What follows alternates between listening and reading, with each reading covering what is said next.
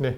그 재매가 그 물건 중에 납기라고 되어 있는데 재매가 어떤 게 있었거든요. 재매각이라고 되어 있는데 그 전에 허가 밑에 납기라고 되어 있어요. 아, 납기, 그게 이 뜻이 뭐예요? 대금, 납부, 기한일인데 요 날짜 얘기하는 거예요. 납기 날짜, 대금, 납부, 기한일.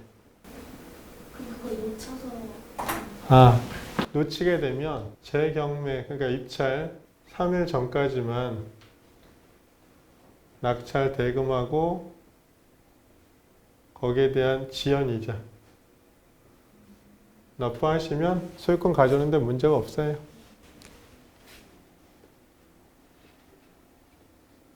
일괄매각이라고 들어보셨어요? 일괄매각. 소유자가 예를 들어 송파구 오금동 83-6번지 대지하고 건물을 가지고 있어요. 그런데 공동담보로 예를 들어 83-7번지를 두 개를 공동담보로 잡았습니다. 그러면 이걸 각각의 개별로 처리하는 것보다는 두 개를 묶어서 처리하는 게 훨씬 시장에서 더 빨리 나갈 것 같아요. 그리고 뭐 인접 토지를 쓰는데도 이게 활용도가 더 좋을 것 같아. 예, 그러면 어떻게 한다? 이걸 개별로 매각 안 하고 두 개를 합쳐서 진행시킵니다. 이걸 일괄 매각이라고 얘기해요. 뭐 특히 시골 땅 같은 경우 뭐 예를 들어 83-5번지, 6번지, 7번지 어떤 건 대지고 어떤 건 잡종지고 어떤 건 농지고 또 어떤 건 도로고 뭐 이런 걸 한꺼번에 묶어서 하는 거. 예, 요거를 일괄 매각이라고 합니다. 예, 시작하도록 하겠습니다. 지금 시작해도 되죠? 네. 그러면 지난주에 했던 거 예, 다시 한번 복습 차원에서 보도록 하겠습니다. 예, 경매는 크게 6단계로 나눠집니다. 첫 번째가 권리 분석 단계죠. 권리 분석. 두 번째는 이제 권리 분석을 하고 난 이후에 시세를 조사하셔야 됩니다. 시세를 조사하셔야 되고 세 번째는 이제 입찰 참여를 하셔야 되겠죠. 입찰 참여를 하시고 입찰 참여해서 낙찰을 받게 되면 그 다음 단계가 명도입니다. 명도. 해당 부동산에 거주하는 소유자나 채무자, 임차인, 임차인도 대항력 있는 임차인이나 대항력 없는 임차인 내보내는 방법이 좀 다르죠. 예, 명도하는 과정. 그래서 명도까지 깔끔하게 끝내면 그 다음 이제 집수리 과정이 들어갑니다. 일단은 기존에 살던 사람이 나간 거잖아요. 그러면 집이 좀 지저분하겠죠. 그러면 도배, 장판, 싱크대 정도는 교체를 하셔야 돼. 그리고 뭐 예를 들어 수전이나 뭐 이런 것들, 뭐 수건 거리 같은 거 이런 것들도 이왕이면 몇 푼 안 들어가는 거니까 좀 새 걸로 교체를 해주시면 임대하기가 좀 더 수월하겠죠. 그리고 나서 얘를 단기로 매매해서 수익을 내고 끝낼 것이냐 아니면 조금 장기는 한 2, 3년 정도 가져간 다음에 처분할 것이냐. 개인인 경우에는 장기로 가져가는 경우는 보통 한 2년 뒤에 처분하게 되면 양도소득세를 일반 세율로 세금을 내게끔 되어 있잖아요. 그죠? 예, 그러니까 이제 그런 것들 보시고 내가 이 물건을 계속해서 가져갈 건지 아니면 단타 매매해서 수익을 바로 창출할 건지 그거 결정을 하셔야 됩니다. 그러면 권리 분석의 이제 1단계입니다. 1단계. 첫 번째가 등기부등본상. 지금은 등기부등본이라는 표현을 쓰면 안 되죠. 등기사항 전부 증명서라고 얘기하셔야 돼. 근데 그냥 편의상 등기부등본이라고 얘기합니다. 등기부등본상 말소기준 등기를 찾는다. 말소기준 등기. 예. 등기 중에서 돈 받을 권리 중에서 제일 앞에 있는 녀석. 그걸 법원의 매각물권 명세서에는 다른 표현을 쓰죠. 최선순위 설정 등기라고 얘기합니다. 말소기준 등기 찾는 겁니다. 근데 유료정보 사이트를 잘 활용하시면 됩니다. 그리고 두 번째가 낙찰로, 즉 매각으로 낙찰 이퀄 매각입니다.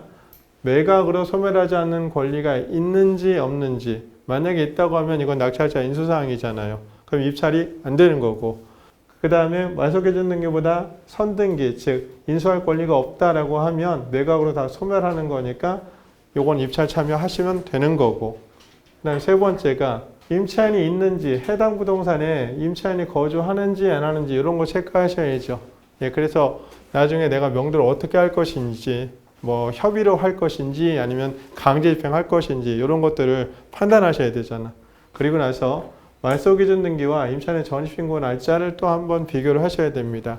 임차인의 전입신고 날짜가 소위 말하는 말소기준 등기보다 빠르다. 그러면 저희는 대항력이 있다라고 판단하시면 돼. 대항력이 있다는 얘기는 계약기간 동안 임차인이 계속해서 거주할 수 있는 권리와 보증금을 반환받을 때까지 거주할 수 있는 권리 두 가지를 다 가지고 있구나 라고 생각하시면 돼요. 근데 말소기준 등기보다 임차인의 전입신고 날짜가 늦어요. 그러면 대항력이 처음부터 없는 거잖아요. 그죠? 예, 대항력이 없다. 그러면 낙찰대금 외에 낙찰자가 추가로 인수할 권리는 발생하지 않는다. 그럼 입찰 참여하셔도 되겠죠.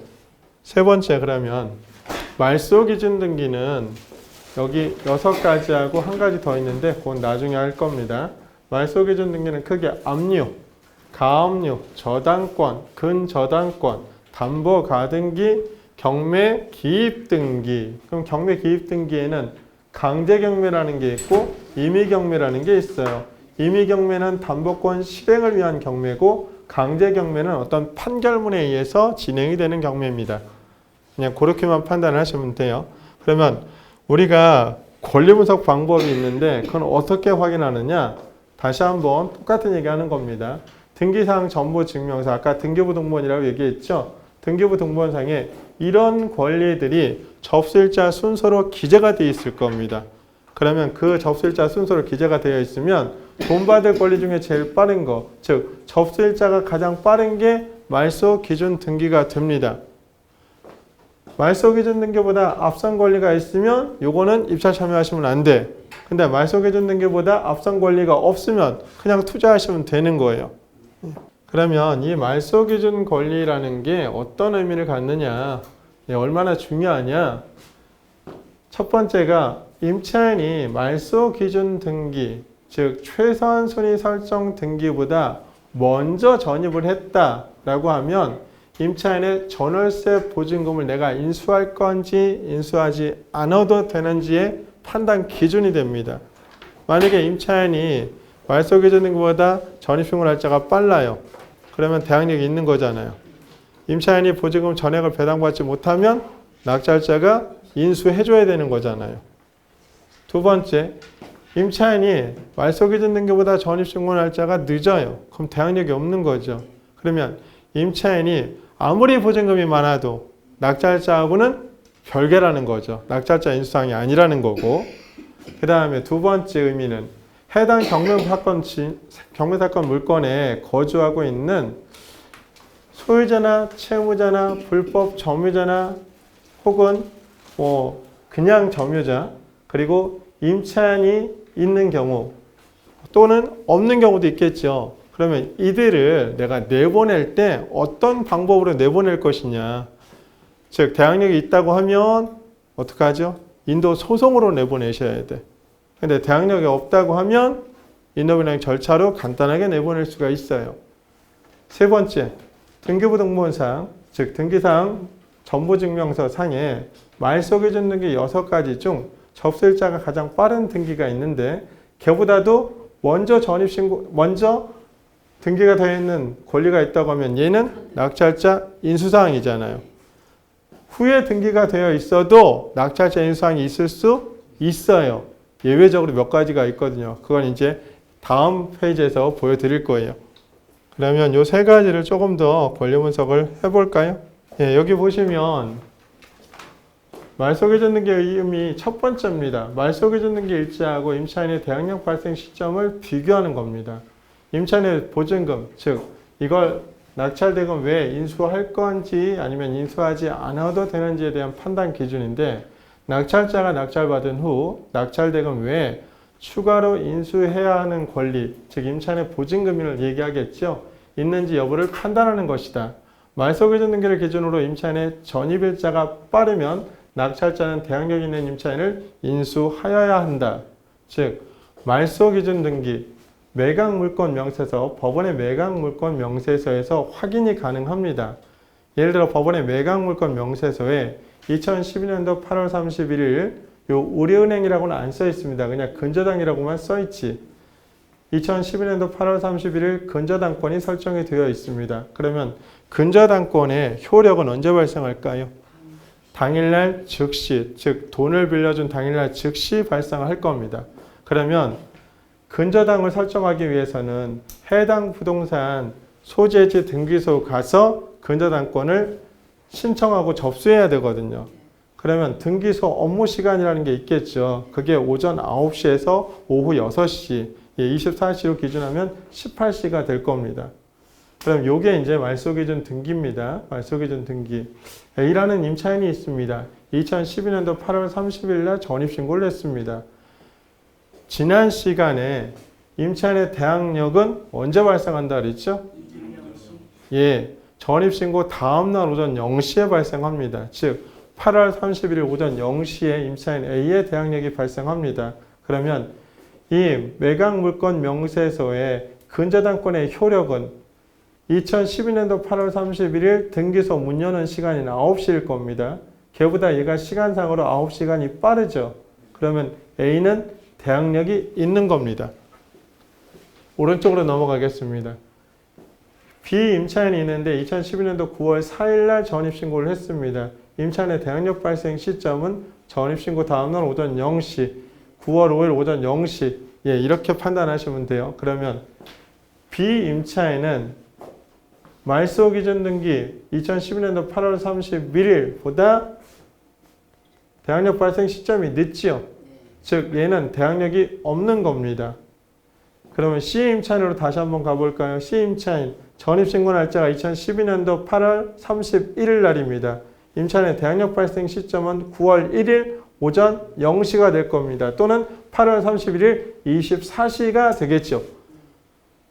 말소기준등기, 즉 매각물건 명세서의 2012년도 8월 31일 근저당의 효력은 늦어도 오후 6시, 즉 18시에 발생을 할 겁니다. 늦어도. 그렇다고 하면 C는 약 6시간이 늦지요.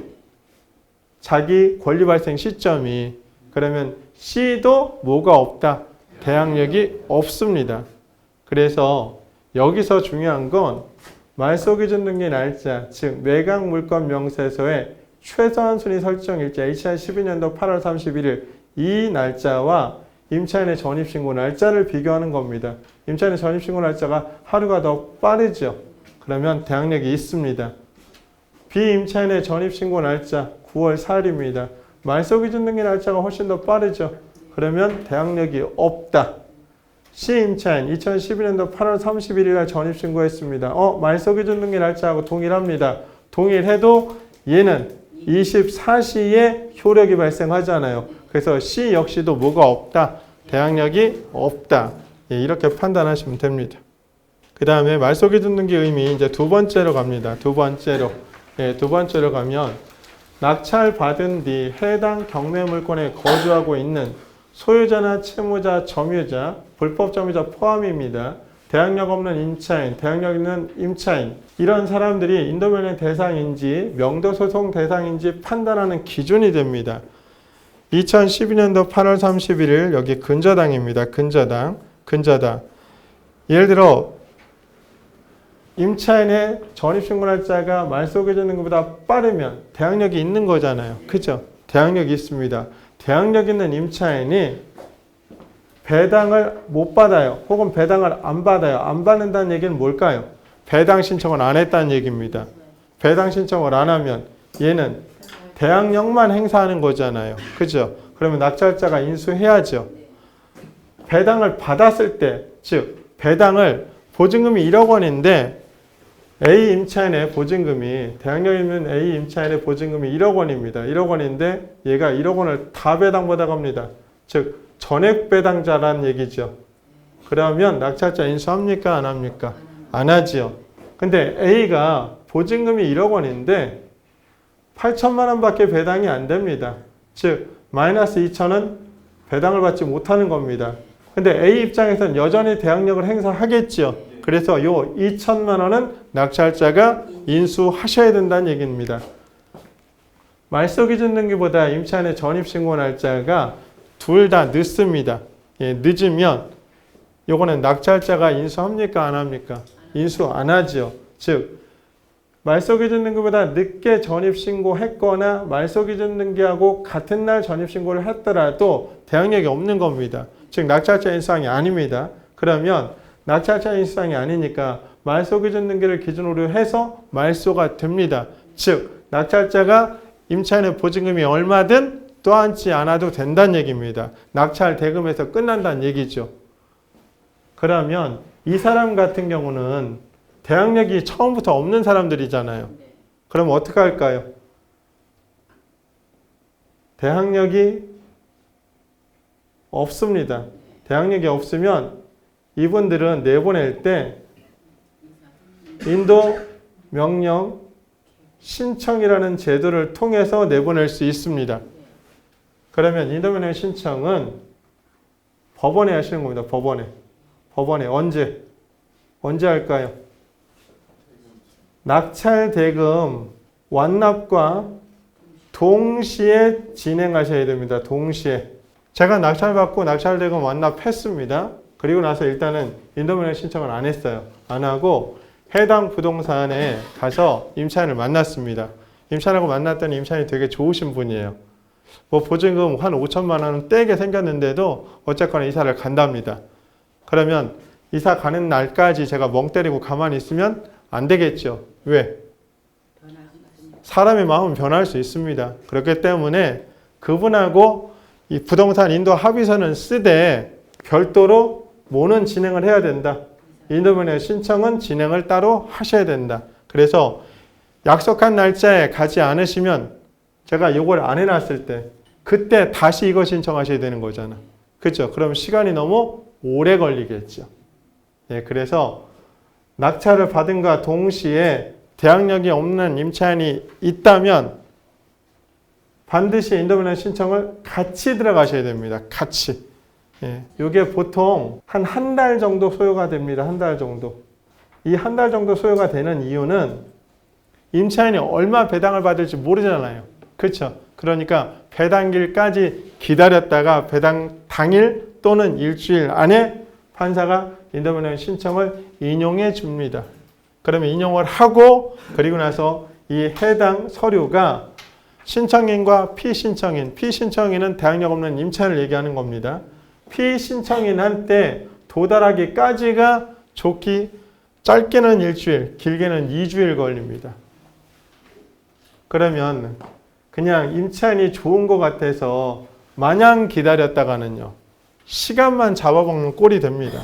그래서 협의는 협의대로 하시고 내가 진행할 건 진행할 것대로 그대로 순차적으로 진행을 하시고 이렇게 가셔야 됩니다. 그리고 다음 거 보도록 하겠습니다. 그러면 말소기준 등기 경매로 매각으로 낙찰로 소멸하지 않는 권리가 있습니다. 그게 말소기준 등기보다 뭐가 빠른 접수 일자가 빠른 그런 등기들을 얘기하는 겁니다. 대표적인 게 일단 선순위 지상권이 있습니다. 지상권. 저 다다음 페이지에서 제가 설명을 해드릴 겁니다. 지역권도 있고 그 다음에 선순위 전세권. 이 선순위는 말소기준 등기보다 접수 날짜가 빠르다는 표시입니다. 선순위 처분금지 가처분도 있고 선순위 매매예약 가등기도 있고 임차권 등기도 있습니다. 임차권 등기. 요 임대보증금 전액을 배당받지 못한 대항력 있는 임차인을 얘기하는 겁니다. 그리고 전소유자의 가압류도 있습니다. 전소유자의 가압류도. 그리고 8번은 환매 등기. 부동산의 환매 기간은 5년입니다. 5년. 5년 내 환매하셔야 됩니다. 그리고 예고 등기라는 거 있습니다. 소유권에 대해서 지금 분쟁이 생겼다는 얘기입니다. 그리고 유치권, 공사대금 채권이 대표적입니다. 그리고 법정 지상권, 분묘 기지권이라는 것도 있습니다. 그러면 분묘 기지권이 뭘까요? 예, 타인의 임야에 혹은 타인의 토지에 묘를 쓴 겁니다. 근데 분묘 기지권이 성립하려면 여러 가지 조건이 또 필요합니다. 예. 예를 들어 타인 토지에다가 묘지를 썼다라고 하면 20년 동안 평온하고 공연하게 분묘를 점유해야 합니다. 이것도 뒷페이지에서 제가 설명을 다시 해드릴 겁니다. 즉 낙찰을 받았는데 말소 기준 등기보다 접수일자가 빠른 다른 등기가 있다. 이거는 100% 낙찰자 인수사항입니다. 이런 건 앞 페이지에서 설명했던 것처럼 이거는 입찰하시면 안 되는 물건들. 그러면 대표적으로 보여드리겠습니다. 매각으로 소멸하지 않는 권리, 즉 낙찰자 인수사항입니다. 인수사항. 그러면 여기 보시면 말소 기준 등기라고 되어 있죠. 예, 말소 기준 등기, 최선순위 설정 등기라고 생각하시면 됩니다.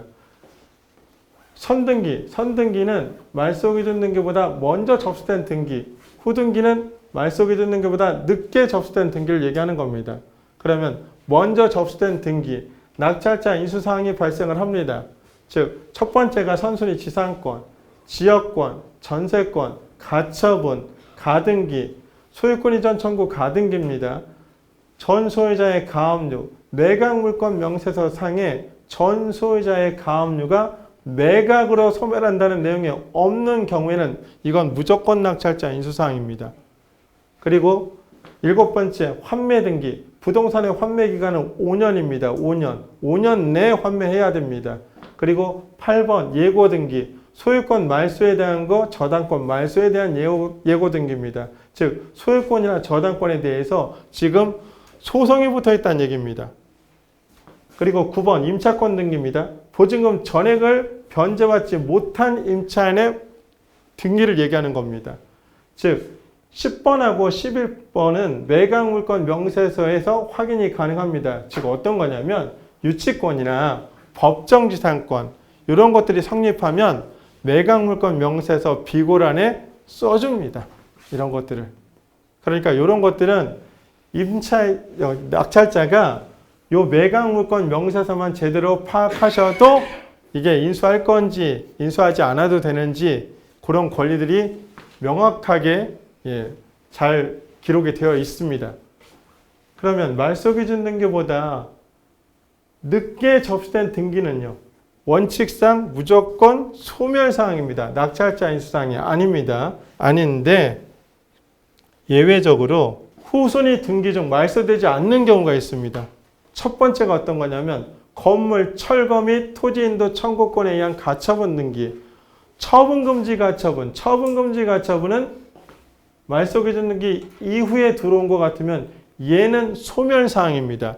소멸사항인데 요 1번이 뭐냐면 경매사건 물건을 보다 보면 건물만 입찰이라는 게 있습니다. 건물만 입찰이라는 얘기는 대지 사용권이 없다는 얘기입니다. 대지 사용권이 없다는 얘기는 대지권이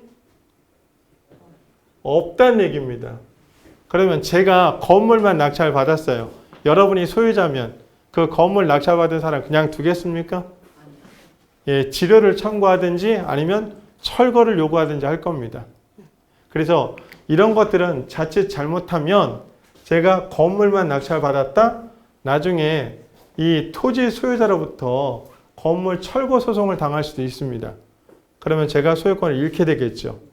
게다가 나중에 건물까지도 제 돈 사비 들여서 철거해야 됩니다. 그러면 이런 것들은 처음부터 입찰 참여하시면 안 된다. 그 다음에 예고등기도 소유권에 대해서 지금 문제가 생겼다는 겁니다. 예. 그리고 세 번째 임차권 등기인데 예를 들어 말소 기준 등기 일자가 2012년도 8월 31일 근저당입니다. 근데 그 이후에 B의 임차권 등기가 접수가 됐습니다. 이 날짜가 2013년도 6월 9일 날입니다. 그러면 우리가 배운 걸로 따지면 말소 기준 등기보다 접수 날짜가 늦은 임차권 등기죠. 예, 그러면 이게 소멸사항이잖아요. 그런데 임차권 등기에 등기부등본을 보면 임차권 등기 밑에 임차인의 전입 신고 일자가 기재가 되어 있습니다. 거기에 2011년도 5월 8일이라고 써 있어요. 그러면 임차인의 대항력은 언제 발생하는 거죠? 2011년도 5월 9일 오전 0시겠죠. 요 날짜가 말소기준등기 날짜보다 빠르죠. 그러면 얘는 뭐가 있다? 예, 대항력이 있다라고 얘기합니다. 그래서 임차인 B가 보증금 전액을 배당받지 못하면 배당받지 못한 금액은 누가 물어준다? 낙찰자가 인수해야 된다. 예, 그 얘기하는 겁니다. 그리고 여기 유치권, 말소기준등기 이후에 유치권 신고 가능합니다. 말소기준등기 이후에 법정지상권도 마찬가지고요. 예, 그러면 여기서 2번, 3번, 4번, 5번은 저 위에 있는 여기 10번, 11번 그리고 예, 여기 예고등기 그 다음에 요 밑에 임차권 등이 나와 있네요. 예, 여기서 얘기하는 2번, 3번, 4번, 5번은 왼쪽에 있는 거하고 동일하죠. 예, 동일합니다. 그래서 요 4개의 등기는 선후에 상관없이 낙찰자가 인수합니다. 이게 원칙입니다. 다음으로 갑니다. 예, 매각으로 소멸되지 않는 등기부상의 권리와 부동산상의 권리가 있습니다. 여기서 얘기하는 지상권은 뭐냐면 민법 제279조에 지상권에 대한 내용이 나옵니다. 지상권자는 타인의 토지에 건물, 기타 공작물이나 수목을 소유하기 위하여 그 토지를 사용하는 권리가 있다라고 되어 있습니다. 저건 계약으로 가능하거든요. 계약으로. 혹시 구분지상권이라고 들어보셨어요? 구분지상권. 원래 지상권은 지표면을 사용하는 권리를 얘기하는 겁니다. 지표면을. 근데 구분지상권은요. 도시철도나 고가도로. 도시철도는요. 지하 공간을 사용하는 거죠. 얘는요. 이거는 공중의 공간을 사용하는 거잖아요. 그죠? 예. 그런 경우에도 토지 소유자에게 지료를 지급하고 지상권을 설정할 수 있습니다. 이걸 구분지상권이라고 얘기해요. 구분지상권. 땅들은 국가 소유 아닌가요? 아닙니다. 개인 소유가 훨씬 더 많죠. 예. 개인 소유가 훨씬 더 많습니다. 그리고 지역권은 민법 제291조에 나옵니다. 지역권자는 일정한 목적을 위하여 타인의 토지를 자기 토지의 편익에 이용하는 권리가 있다. 이건 어떤 거냐면 이렇게 도로가 있습니다. 요건 A 토지고요. 요건 B 토지입니다. A 토지는 도로에 접해 있지요. 도로에 접해 있어서 얘는 건축 인허가를 받을 수 있습니다. 즉 건물을 지을 수 있다는 얘기입니다. 그런데 B는요. 도로에 접해 있지 않는 땅이죠. 얘를 맹지라고 얘기합니다. 맹지. 그러면 맹지는 가치가 제일 없는 땅을 얘기하는 거거든요. 근데 가지고 있으면 어쨌거나 재산세를 내셔야 되잖아. 그러니까 어떻게 할까요? 제일 좋은 건 A 땅의 일부를 사서 도로에 접하게 만드는 게 제일 좋습니다. 근데 그렇지 못한 경우는 A하고 협의를 하셔야죠. 도로를 사용할 수 있는 권리, 즉 지역권을 설정을 하고 이 도로를 사용하시면 됩니다. 그러면 지역권을 설정하는 거잖아요. 얘가 요구했지요. 요구. 그래서 얘를 요역지라고 합니다. 얘는 승낙을 했죠. 그래서 승역지라고 얘기하고 타인의 토지를 자기 토지의 편익에 이용하는 권리, 요걸 지역권이라고 얘기합니다. 그리고 저 밑에 전세권으로 갑니다.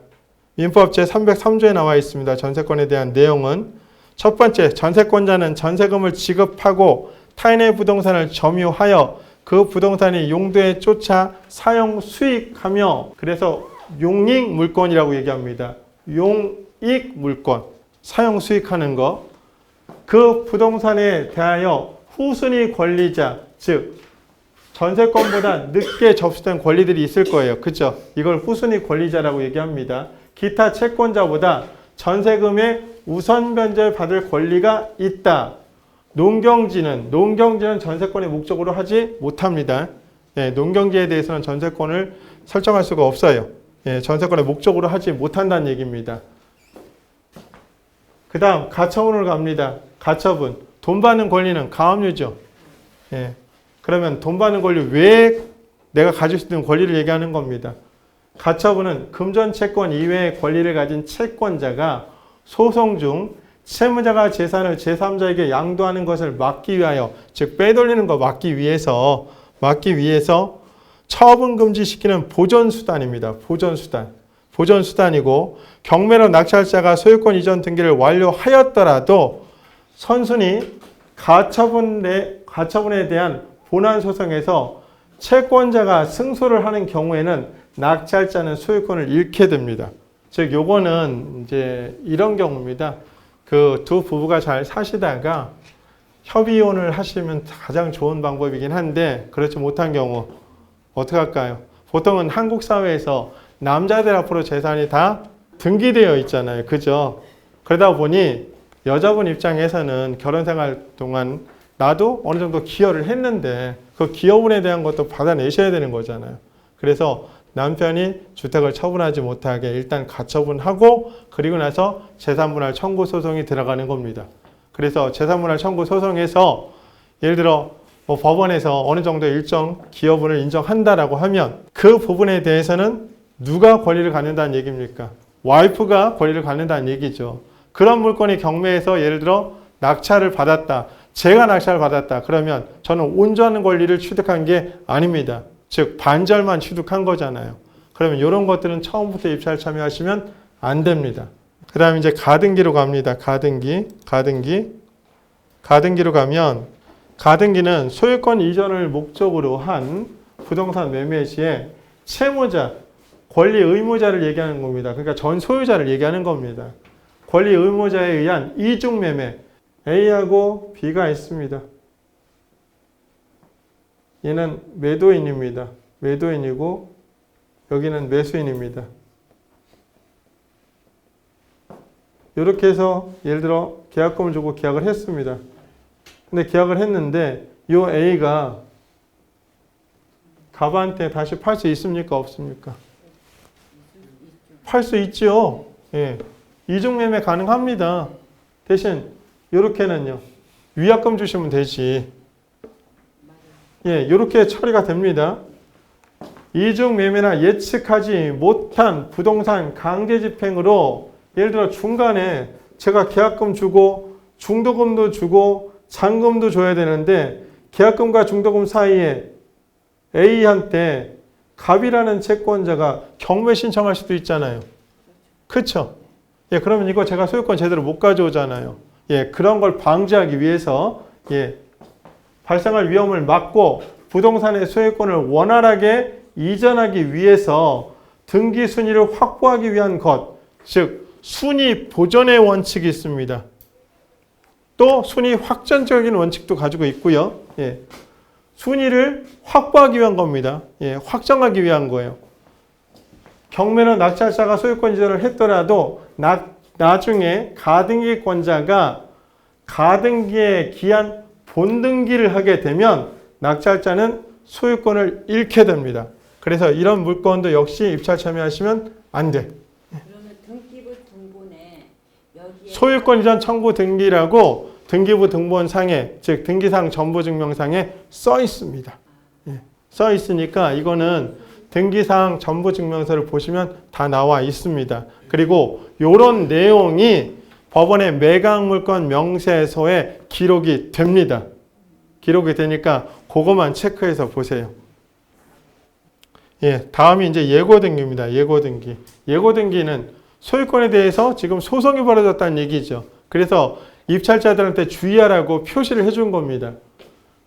법원은 경매 부동산이 소유권에 관련된 소송이 진행 중이며 제3자의 선의 피해자가 생기지 않도록 하기 위하여 해당 부동산을 매수하면 소유권을 상실할 수 있음을 경고하는 등기입니다.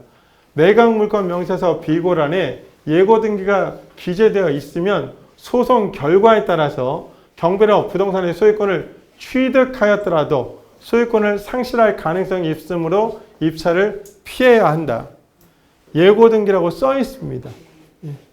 예고 등기라고 써 있으니까 그 역시도 매각물권 명세서에서 다 기록이 되어 있으니 그것만 체크하시면 됩니다. 그리고 이제 환매 등기, 부동산의 환매 기간 아까 5년이라 그랬죠. 예. 금전을 차용하면서 채무자가 채권자에게 부동산의 소유권을 이전해 주는 경우로 약정 기간 내, 약정 기간은 5년을 얘기하는 겁니다. 약정 기간 내에 채무자가 변제하면 채권자로부터 부동산의 소유권을 다시 찾아올 수 있게 해놓은 권리입니다. 단 경매로 낙찰을 받았더라도 환매 권리자가 환매 대금을 낙찰자에게 지급하면 소유권을 다시 이전해 줘야 됩니다. 즉 제가 낙찰을 받아도 환매권을 가지고 있는 사람이 일정한 조건을 충족해서 환매 권리자가 환매 대금을 낙찰자에게 지급하면 소유권을 저는 다시 뺏기게 되는 거죠. 그리고 임차권 등기로 갑니다. 임차권 등기. 말소기준 등기 권리보다 전입신고일이 빠른 대항력 있는 임차인이 자신의 보증금 전액을 배당해서 변제받지 못할 경우 일부를 낙찰자가 인수해야 되는 경우입니다. 조금 전에도 얘기 드렸던 것처럼 A라는 임차인이 보증금 전액을 배당받아가면 문제가 안 돼요. 근데 보증금 중에 일부만 배당받아가면 그 나머지 일부에 대해서는 낙찰자가 인수해야 된다는 얘기를 하는 겁니다. 그리고 전소유자의 가압류에 대한 거 잠깐 설명을 하겠습니다. 전소유자의 가압류, 전소유자의 가압류는 여기 보시면 금전 채권을 가진 채권자가 본안소송을 통하여 민사 본안소송 얘기하는 겁니다. 본안소송을 통하여 금전을 환가받을 것을 목적으로 채무자가 제3자에게 재산을 양도하지 못하도록 하는 채권 보전 수단입니다. 일반적으로 말소 기준 등기인 가압류는 경매로 모두 소멸되지만 전 소유자의 가압류는 낙찰로 소멸되지 않으며 낙찰자가 추가로 채무를 인수하게 되므로 입찰을 피하거나 전 소유자의 가압류를 가압류 금액만큼을 차감하고 입찰을 해야 됩니다. 근데 가압류 금액을 이 금액을 제가 정확히 알 수 있는 방법은 가압류권자를 직접 만나는 것밖에 방법이 없습니다. 그러면 모르면요. 이것도 역시 입찰 참여하시면 안 된다는 얘기를 하는 겁니다. 안 된다.